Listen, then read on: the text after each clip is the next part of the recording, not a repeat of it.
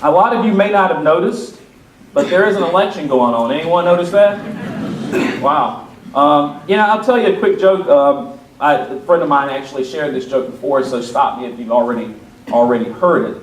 But Hillary Clinton and Donald Trump get stranded on a deserted island. Who survives? We do. That's right. All right. Now, before I share this, and I tend to be very vocal about my political affiliation and not too concerned about who that pisses off. But I am a registered Republican. I will go ahead and share that. And there is a big election going on right now in our country. I think that this is, we hear this all the time. We hear it every 4 years. But I absolutely believe, and I know this will sound like a broken record, but I absolutely believe this is an extremely critical election. I mean, it's extremely critical.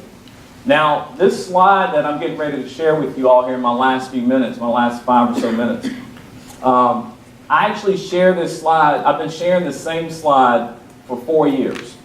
This same slide, and I'll tell you why this slide is so important to me.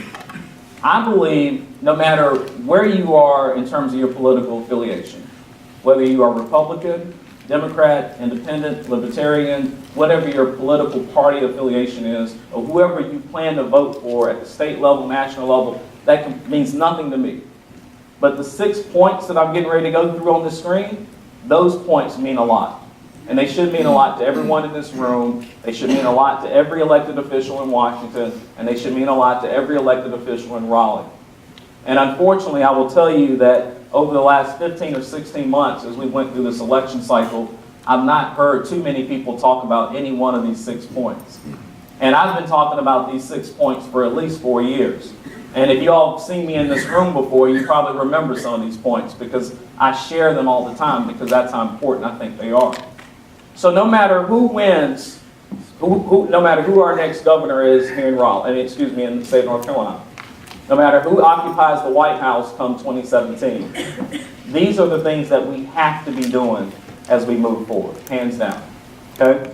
And one of those things is I feel like we have to improve our education system so that we actually start turning people out for the jobs that are actually available. And that is one thing that we are suffering from right now in our country.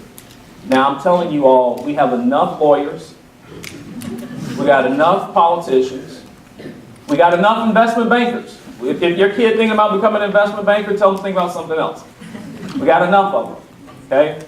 What we don't have enough of in this country are people that are skilled in math and science and able to go into engineering and technology and advanced manufacturing and the kind of things, quite frankly, that is going to reshape the future of this country and is going to reshape the world. And it is absolutely critical that we start to get our kids and our college kids more focused on STEM learning, science, technology, engineering, and math. Let me say it again, STEM, science, technology, engineering, and math. We have to get our kids focused on it. You've heard me talk a lot about energy as I've been on the stage today. Over the next 15 years, 1.3 million jobs will be created in the oil and gas sector. Guess what you have to understand? Science, technology, engineering, and math. So it is critically important that we get our education system realigned in a way so that we're actually encouraging and incentivizing our students to go into the fields where there's the greatest opportunity. I don't know about you all, but I'm tired of walking in Starbucks and seeing a person standing there with a master's degree. Right? I walk in some of my restaurants. I told Deb a story right before I came on stage. I had a young lady come into one of my restaurants who has a master's degree in human resources, but was struggling to find a job. She wanted to wait tables. We have to get our education system aligned in a way that we're sending people in the direction to where they're going into the industries that are actually expanding. Right now, you want to know what we do in terms of engineering and science and technology in this country? We import these people. We bring them from India. We bring them from China. We bring them from Asia to fill the jobs right here in this country simply because our colleges can't seem to figure out a way to turn out more and more of those students. You heard me mention a moment ago that, or you heard Deb mention a moment ago, I'm on the foundation board at Forsyth Tech. I am absolutely passionate about community colleges. Forsyth Tech's in the room today. And my aunt works at Forsyth Tech, so I don't mind sharing that either. She's in the room today. Throw your hand up, Aunt Sam. There you go. All right. You know, community colleges are absolutely critical to our local and state community. Absolutely critical. And many, many years ago, we demonized community colleges. We said that's where the people go if they're stupid. That's where the criminals go. Or if you're not good enough to get into a four-year college, you go to Forsyth Tech. That was the wrong move. Forsyth Tech and Guilford Tech and all of our great community colleges, they have a place in the education pathway. Every kid coming out of high school won't go to Chapel Hill. Every kid coming out of high school won't go to Yale. I know you love your child so much, but he or she may not go to Harvard. But we need people with skills that can do the jobs that are necessary out there. Whenever I have something break in my restaurant, I have to call Greensboro Refrigeration. You want to know what Greensboro Refrigeration charges me just to come out and tell me what's going on? $75 an hour. Some of y'all just thought about getting up and going over to Greensboro Refrigeration and applying. We need people that are skilled in HVAC, welding, plumbing, so forth. That happens at our community colleges. That's what we need to be focused on. We need more infrastructure development in this country. We need more infrastructure development here in our state. And what I mean by infrastructure development is the kind of things I was talking about a moment ago, like our port system here in our state, our roads, our highways, our bridges. This is an opportunity to get our construction workers that are still somewhat unemployed. It's an opportunity to get them back in the workforce. In 2009, we passed the American Recovery and Stimulus Act, $787.5 billion, sold to the American people as an infrastructure spending bill. But if you actually go back and look at how much of that money was spent on infrastructure, less than 5%. We have a critical need for our airports to be redeveloped and so forth. We need to be focused on that as we move forward. Number three, we have to reform the corporate tax and regulatory structure. The United States has one of the highest corporate tax rates in the world. And we have some of the highest regulations. You want to know why you ride around your town and you don't see any new banks opening? Because of Dodd-Frank. You want to know why a lot of small private companies are still struggling with regulatory reform? Because of things like Sarbanes-Oxley. We need to be reducing regulations so that our companies can start growing again, not only here in North Carolina, but across the country. We need to create an incentive program that helps the private sector to compete globally. I do not believe that we ought to be a protectionist country. We cannot retract from trading with the world. We cannot retract from being a superpower and being on the world stage. But we do need to help our private companies to compete, and we do that through an aggressive incentive program. We also need to establish a fiscal austerity program here in our country. I just want to share something with you, and I'm about to run over a couple minutes. I'm sorry, but I have to share this with you. The United States national debt is currently $19.4 trillion. That's 106% of our GDP. And some estimates here some estimates you hear they'll peg it at 14 trillion. Well, it's not at 14 trillion because when you look at intragovernmental debt, it's at 19.4 trillion.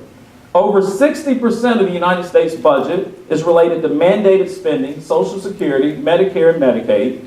Medicare payouts exceeded program tax revenues nearly a decade ago, and Social Security payouts exceeded payroll taxes in 2010. These deficits now require funding from other tax sources, or we simply go out and borrow to be able to fund these programs. So if you look at the present value of the deficits that I just mentioned, that means the unfunded obligations in this country are estimated at $46 trillion, with $7.7 trillion related to Social Security, $38.2 trillion related to Medicare and Medicaid. So if you combine the national debt and all the unfunded obligations that I just shared with you, we are $62 trillion in debt in this country. I don't care who wins this election, but if somebody is not talking about a fiscal austerity program, then we are lost as a country. And you all as voters have to make sure that you hold your elected officials accountable on that important fact. And then last but not least, we got to boost domestic energy production and exploration. I think it's a travesty when we allow a country like Iran to trade their energy resources, but then we don't allow domestic, United States American-owned companies to do the same because we have a ban on them being able to export crude oil. That's the reason why we've seen such a huge decline in energy in this country. That's the reason why we'll continue to see a decline, because we basically have handcuffed our domestic energy producing companies from being able to compete in the world. And it's something that I feel like we got to do something about. So with that said, I'm about 2 minutes over, but I have to do this. Does anybody have a question before I step down? Anyone? Yes, ma'am. So of your 6 points, 2 of them, education and infrastructure, sound like investments, and yet talking about austerity and cutting corporate taxes seems like they're counterintuitive. So how do you go about doing the 2 things that are priorities while also reducing revenue? We have to be able to reprioritize. And it's not that the resources are not there for us to be able to do the things that we critically need to do. We basically always focus on things that we shouldn't be doing. If you look at just here in the state of North Carolina, for the longest time, one of the reasons why we wasn't seeing infrastructure spending in the right region is we were all operating off something called the equity formula. The equity formula didn't make any sense in terms of being able to allocate resources to the right places in this state. So about 4 years ago, Governor McCrory removed the equity formula, and that's one of the reasons why now you ride around Greensboro, you ride around Charlotte, or you ride around Raleigh, and you actually see them completing their loops. Because we had the resources all along, we were just misprioritizing the resources. And so that's one thing that we have to be able to do. We've done the same thing with transportation spending in this state, where we've now allocated $700 million to transportation spending over the next decade. So I think it's just about reprioritizing. The resources are there. We just got to make sure that we're doing the right things with them. And in terms of fiscal austerity, a lot of that, I mean, for example, you take something like Social Security, you do what Reagan did in 1984, you increase the retirement age. Right now, my CEO at JNS, he's 71 years old. He's still working. So I think you can increase the retirement age and be able to do a lot in terms of funding some of our unfunded obligations. So with that said, I'm 4 minutes over. I won't be able to take any more questions. I'm going to hang out for a little bit and see if you guys want to talk or chat or do something along those lines. Please go check out algenoncash.com. You can always email me at acash@algenoncash.com. I'm on Facebook, Twitter, and all that great stuff. Thank y'all for having me today.